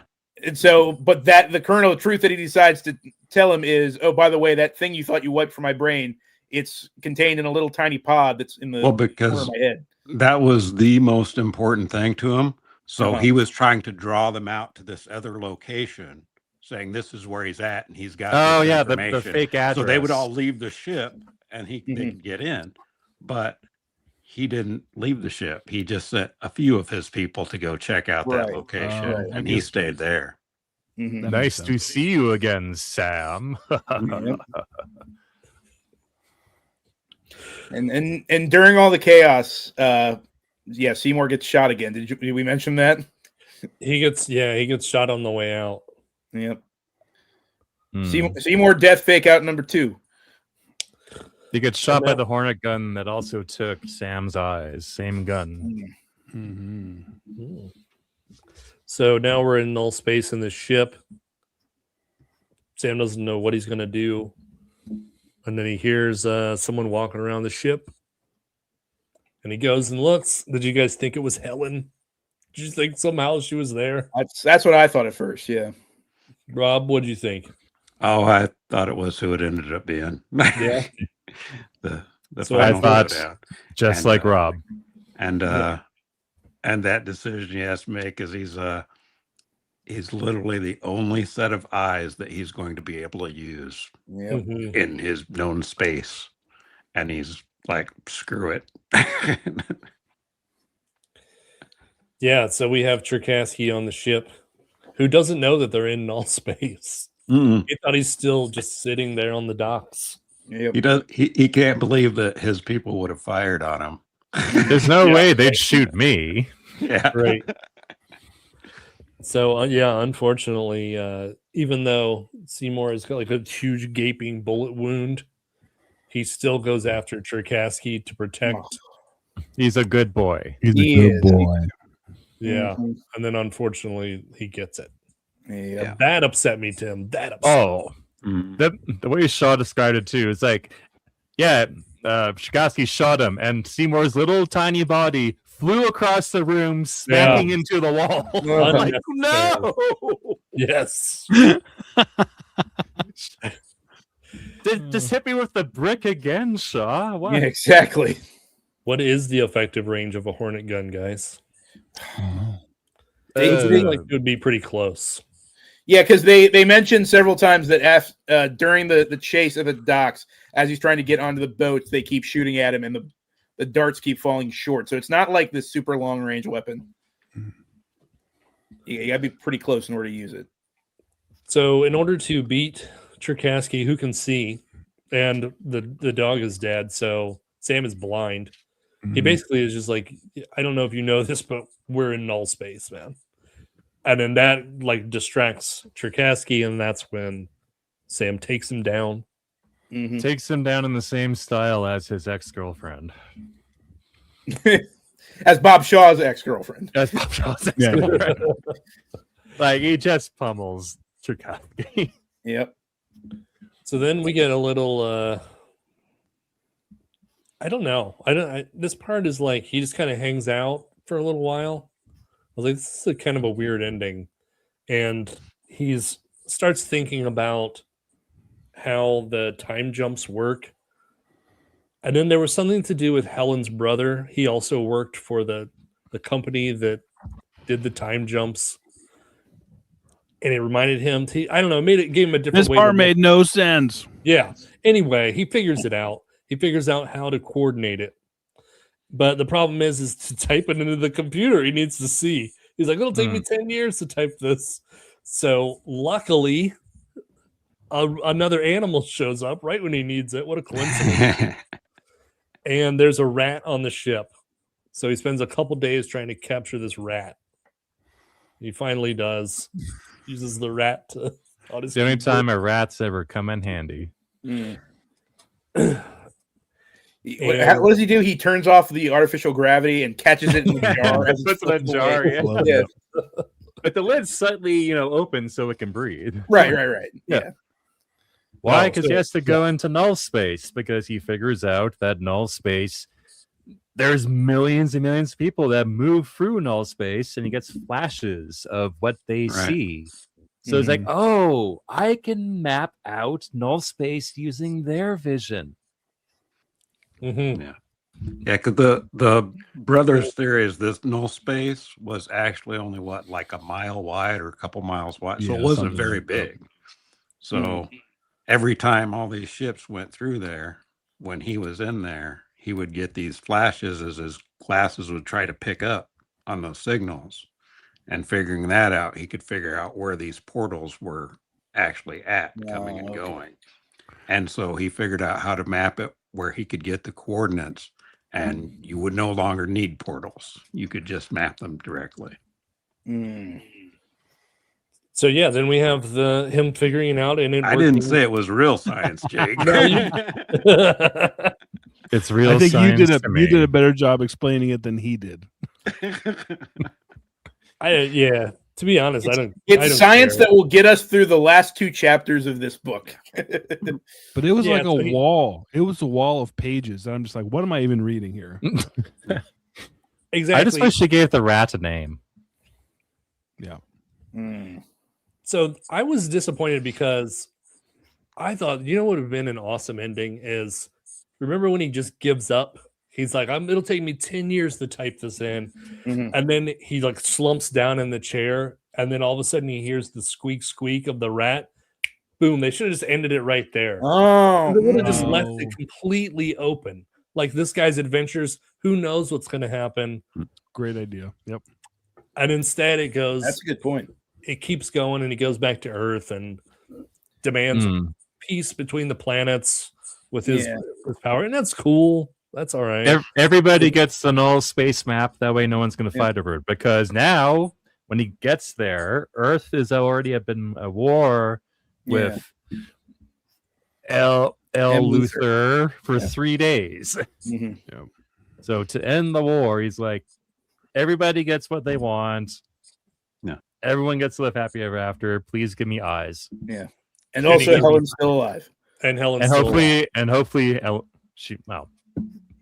Yeah.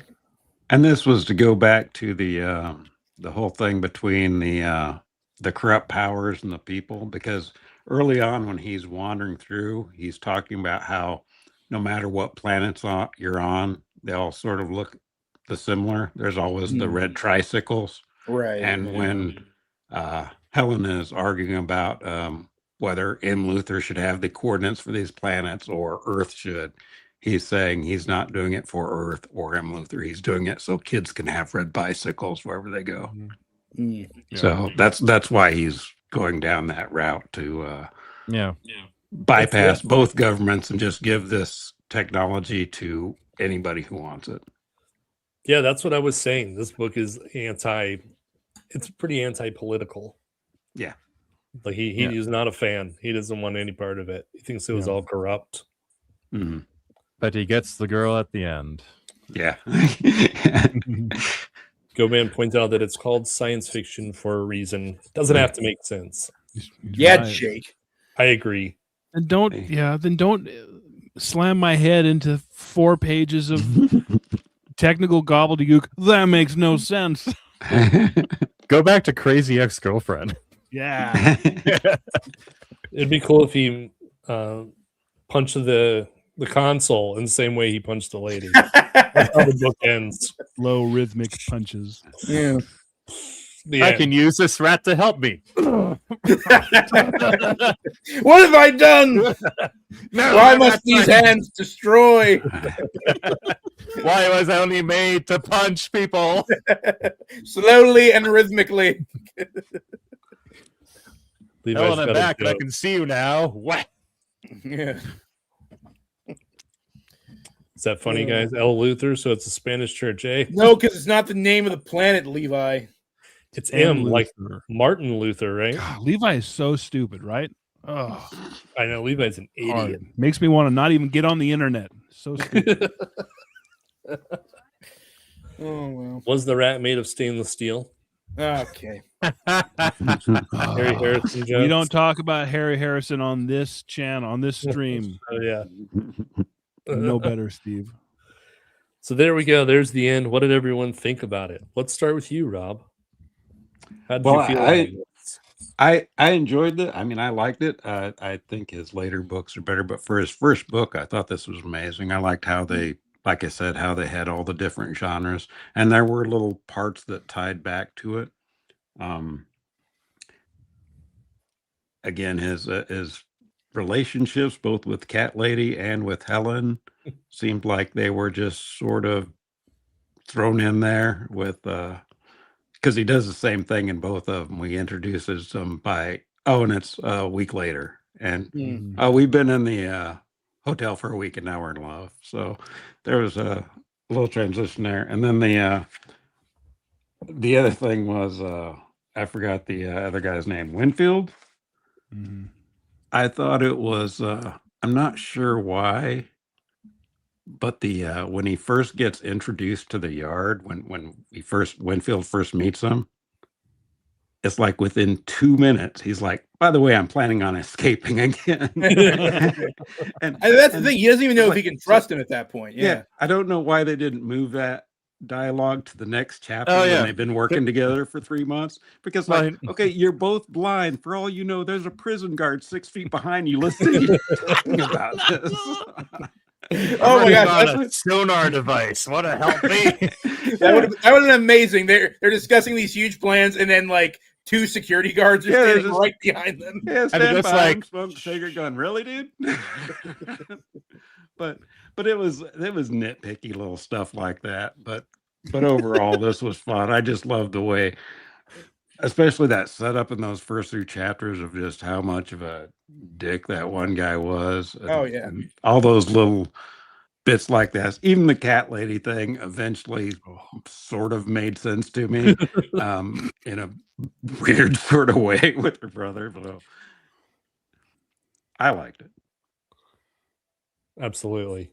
I think that the reason he was so fast to say we're escaping is that when Sam got to the prison, he was like a hero because everyone Yeah. knew that he threw Cherkassky out the Oh, that's window. right. Yeah, that's true.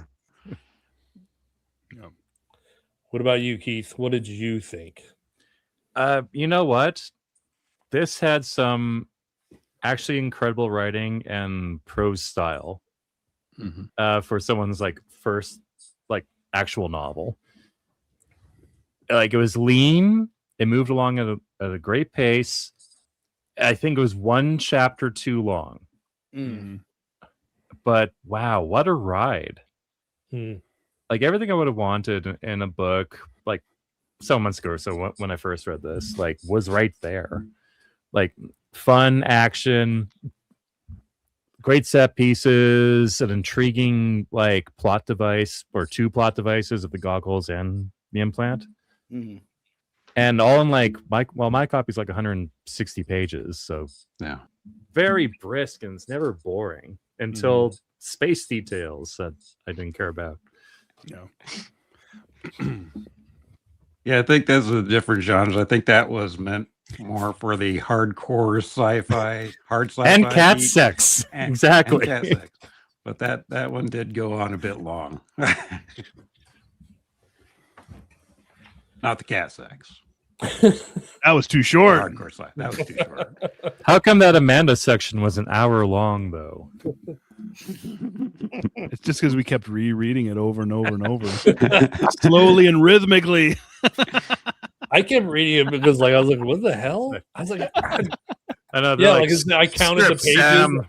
I was like 150. I was like, wait, 86, 87. No, this is right. I'm not missing pages. Oh, that chapter was bonkers. Oh my goodness. Stop having sex with me. Let me go. No, you're my plaything now, Sam. Now love me more. Meow. Meow. There you go, Tim. Get him back. Give me. And what about Done. you, Jake? Done. He's been got back. What about you, Jake? How did you feel about it? This was every section that we're bringing up. Every chapter had a flaw with it. Every single one, and we kind of dove into them. But I agree with Keith 100%. This was a ride. Like, it was so much fun. And like, was it flawed? Yep. Every single chapter was flawed, and it was consistently a blast. Yeah. It was so much fun. It was it was brisk. It's a lot of fun. There's a lot of ideas here that he probably needed an editor to just say, like, slow down, cut half this stuff, flesh it out. But I think that might have retracted from just the pure bonkers, the pure roller coaster ride of a book that this is. So no, this was a total blast. I enjoyed it. Enjoyed every minute of it. Even I would say for some of the technical sections, don't try to understand them. You won't. So when they're building eyeglasses and when they're when he's cracking the code to traveling into the universe while looking through a rat, just glaze your eyes over and plow through it. Yeah. And try not to remember that at the very end he's completely blind and forgot all about his sonar. So there's that. But no, it's great. Telling you, what drove me crazy is when he's hiding from the security guards. He's like, I wonder where they're at. That's what if only there was a device that would at least vaguely point out their location. Yeah. So many plot holes. So consistently there's like, why'd you do that? And usually that would bother me in a book. But this, I think Bob Shaw, you could tell when he was writing this, he was having a blast. Oh yeah. I think that comes across in every section. That's just like, okay, when somebody's having fun, even if it's flawed and kind of goofy, you can't help but have fun as well. Mm-hmm. Well worth the 60-cent book cover price. What about you, Tim? Anything different? Anything different to say? Nick, I agree with you that this book should have ended. Like, it didn't occur to me till you mentioned it. This book should have ended on the sentence, "It was a rat." I think that would have been awesome. That'd have been great.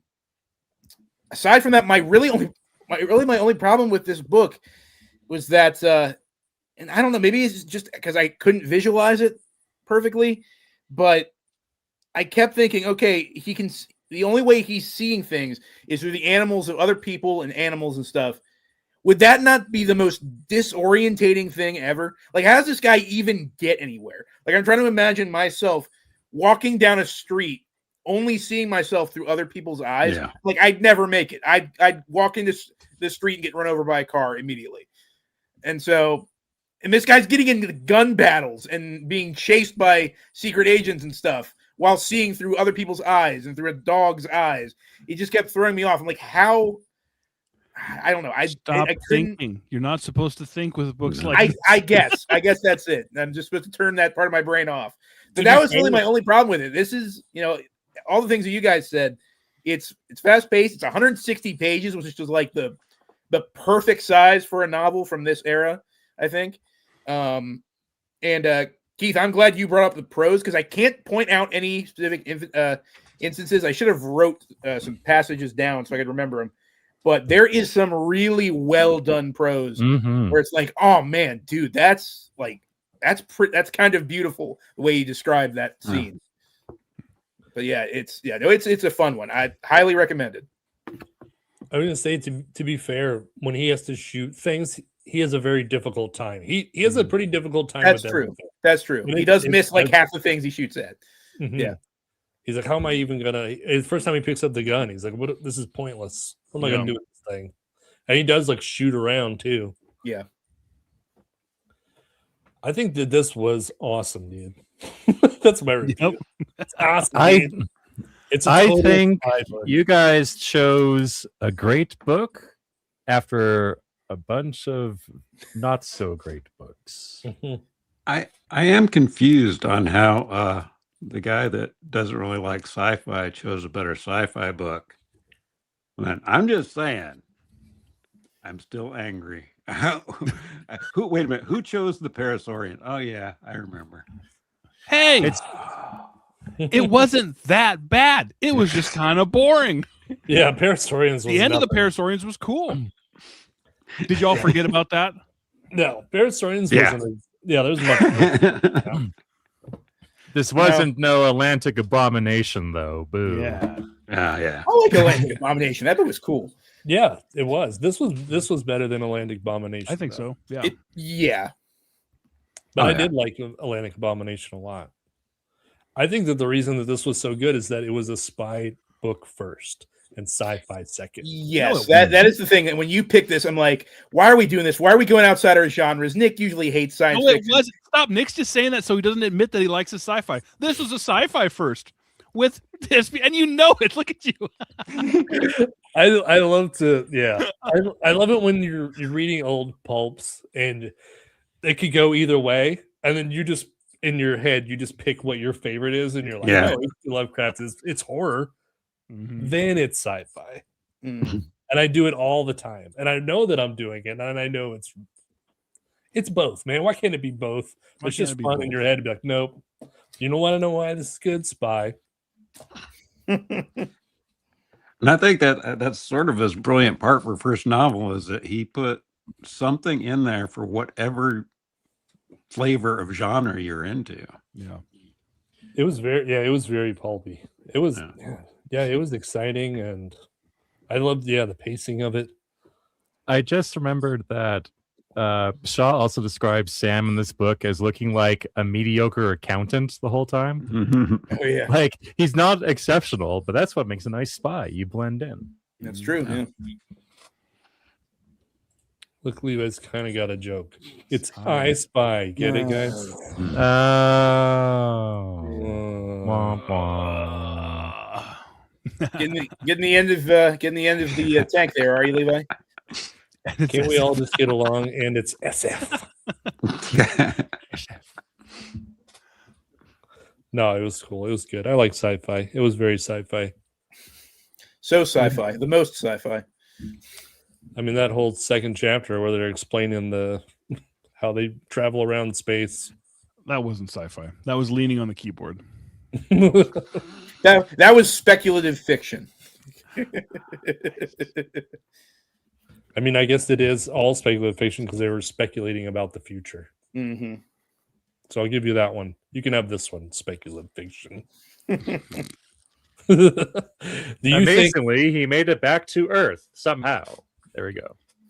Do you think that he named the Conan Hotel in honor of Robert E. Howard? There's no way that's a coincidence, right?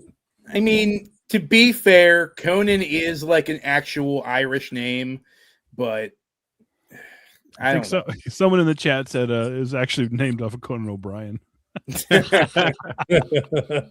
Sam went into a hotel and the gigantic receptionist, "Do you have a reservation?" Ugh. Get out! Ugh, I can't see. I'm blind. You got to help me. I need to find Helen. I need my dog. Seymour! Seymour! Get to the spaceship. Get to the spaceship, Seymour! Oh boy. Wow! Go find Helen. We need to find the rats, Seymour. So that's a yes then. Yes. Why not? Yeah, I don't know. I don't have any other questions for the book. It's really easy to ask questions when the book is stupid. Yeah. But when it's good, it's like you don't even realize it just moves so fast and it's so engaging that you're not like, what about this? I don't know. I guess that's it. Yeah, like it was just a fun read. Mm-hmm. And I think you guys needed a fun read. We did. We really We did. did. All right, so let's what? I was gonna say, not that there weren't fun things about the last couple of books that we read, but I mean, it was fun. It was good to just something that we all agreed was a quality read. It was a good start to the new year. It was. Yeah, It was a there very it good. is. This year's going to be different. Dang it! But what is the better book? Nightwalk or Weird Frequencies, now on sale at Amazon? No, I raised the price. No longer on sale at Amazon. $35.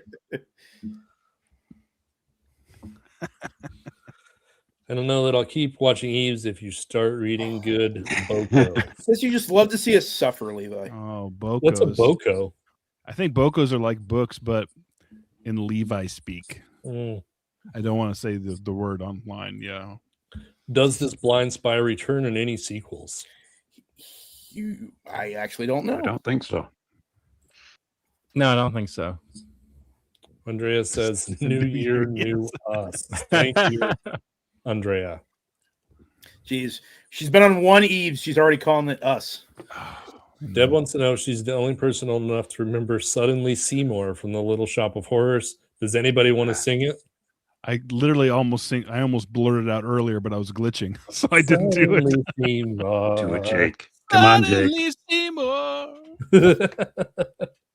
I haven't seen it since I was a kid, so I can't remember the song. That's all I remember. I just remember the The dentist song. original. Yeah, I want to be a dentist. Doo-wop, doo-wop. Like, I remember that. I don't know. I guess I could show this. I don't get to show things on my channel because You can if you want. exactly. But I have this first edition hardcover, Orbitsville Judgment by Bob Shaw, signed. Sweet. Oh, nice. Oh. He's not a Robert. He's definitely a Bob. Bob. Oh, you guys are still talking about Little Shop of Horrors.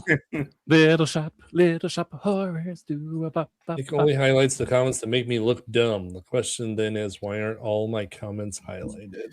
Well, there are two kinds of people, Levi. People who can extrapolate from previously acquired information, and what? that's for you to figure out. See, I feel like I'm reading some of these SF portions of Nightwalk again. I know. I'm sorry. Anyway, what is going on? What are you guys going on your channels, Rob? Tell us what's coming up next on Elusive Archives. Well, after reading the Cat Lady chapter, Mm-hmm. I found something amazing that I didn't know existed. I don't know why Tim has never talked about this on his channel. Because we all know, the Sand and Steel, Nash, and all the other stuff. But I found at a thrift shop Tim's very first novel that he ever put out. I had no idea. This is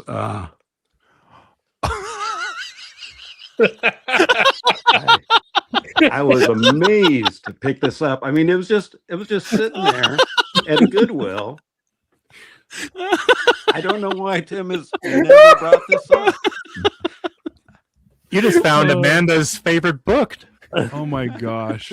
That's the best thing I've ever seen. I don't even want to know how. I don't even want to know how. Oh. That was amazing. I know what I'm going to be looking up on eBay now. Oh Yeah. my gosh. I don't care what it costs. Other than that, I have I'm working on video. I've recollected every book, the exact same version from prior to being 18 years old, from 5 years old to 18 years old. So I'm going to be doing an incredibly long video that just goes year by year of what I read, which is going to be way less entertaining than this. But The Meow of Destiny. Was it signed? Oh, I'll have to have Tim sign it for me. Rob, I'm crying right now. You're the first person to make me cry on Eve. Oh my goodness. Tim, look at all these jokes. The Meowster piece. Gosh. Oh, meow God. Oh, A meowster. Oh my goodness. Wow. That's beautiful. Thank you, Rob, for bringing that. You're welcome. Whew. Bringing vintage pulp back from obscurity. You know what you guys should read? Moonbane by Elsa Antonio. NASA Ooh. versus space werewolves. Oh, Nice. And it's liked by Joe R. Lonsdale. Oh, that does look cool. The seal of quality. So what do you got going on, Keith, on your channel? Are you going to make a video or what? When something drops, you're all going to know about it. oh, jeez. But if you want regular updates about what I am reading and books I buy, you can visit my Instagram, keithfletcher.tau0sf. I regularly update there quite a bit.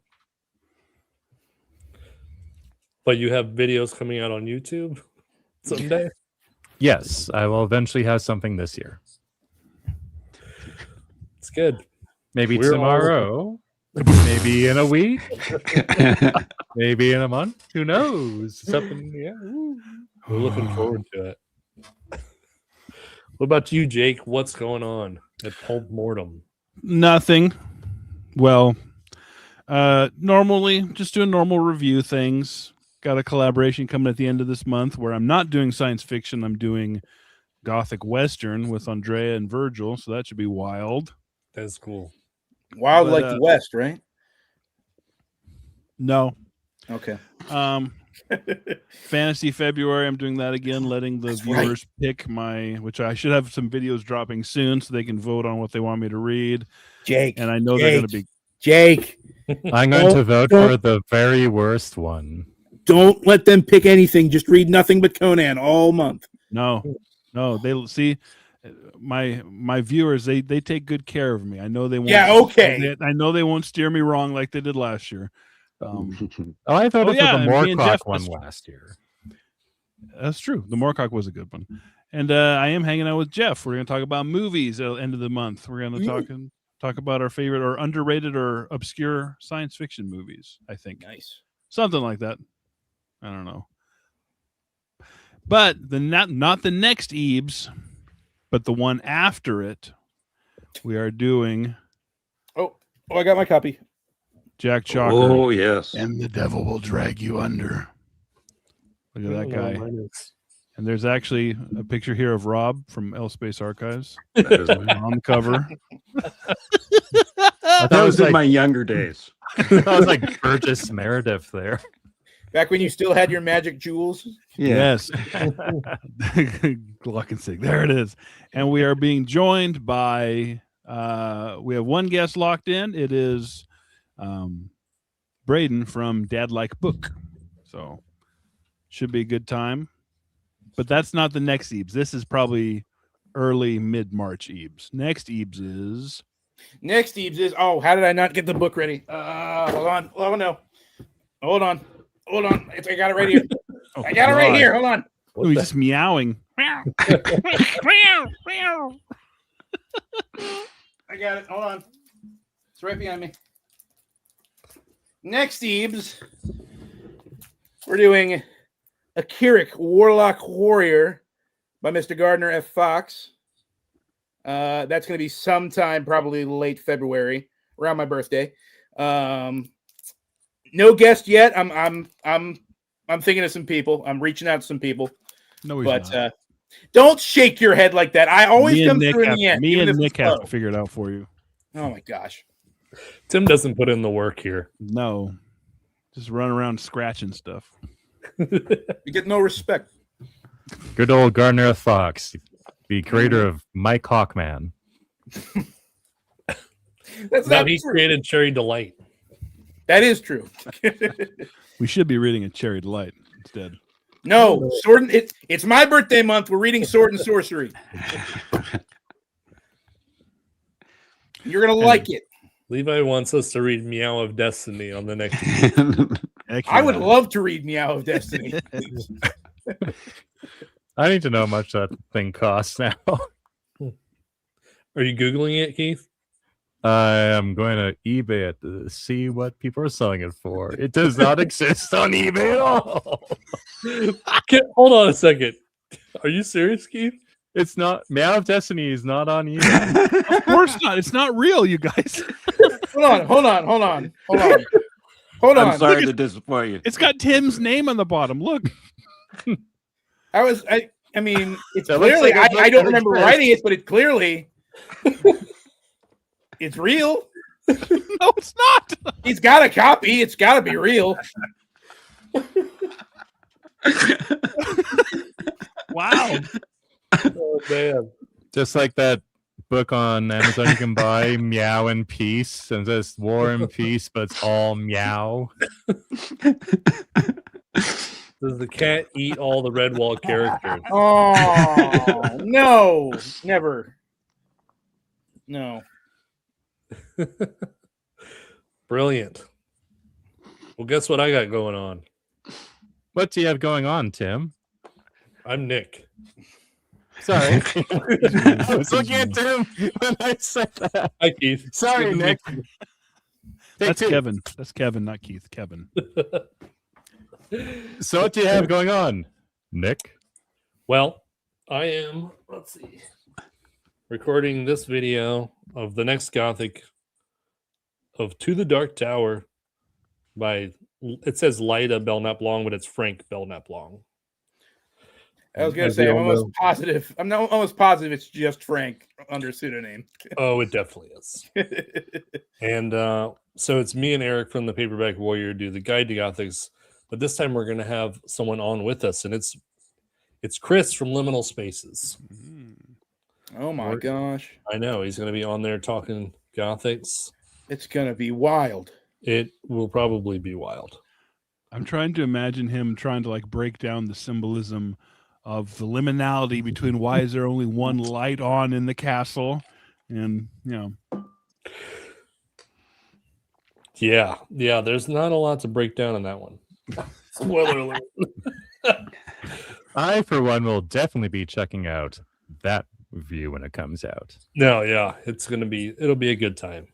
And I think I got other stuff planned, but I don't want to talk about it yet. And that's what's going on. Oh, I gotta look. Mrs. L Space says she loves the Guide to Gothics. Yes. They're a lot of fun. I enjoy them too, only because I'm curious about them, but I would never actually be caught dead buying one of those at a store. How many do you have, Shut Jake? your mouth. No, okay, sure. Behind all those science fiction novels is nothing but romance gothics. Nurse romance. I want to know what's behind your teetering, leaning wall of books. Behind that pile is Portal another to pile a dark of dimension. science fiction books. Behind those science fiction books are all my DC comics. DC Your comics. The Oh. books are piled on top of your comics. No, the comics are there first, and then when I need more space, they just went in front of the comics. That solves that mystery. I'm not gonna turn the camera though and show you what's over there though. You don't want to see over there. Oh, just looking at it. Oh, Oh yeah, I have one more thing to say. I started uploading all my stuff to the podcast places, so you can listen to the Book Graveyard on Spotify and Apple Music and all that now. And I'm hoping to do this episode as the first one, but we'll see. well, if you need anyone to do narration to describe things people can't really see. Nick rolled his eyes at that comment. He thought Keith was just being facetious. Rob held up a book with a barbarian cat and a buxom naked woman standing beneath it. We don't know how it has Tim's name on it, but it does. Everyone thought it was real because they don't understand Photoshop. Yeah. I thought Evidently, I need to hurry up and put these on eBay. If the You need, you need to inside hurry up looks, and write the entire manuscript, upload it to some kind of publishing service. if the Rob didn't interior want seems everyone to- strangely similar to an Andre Norton novel, then, It's fine. No one reads those. They collect them, but they never read them. Rob smiled politely. He didn't want everyone to know he has not heard a single word for the last hour.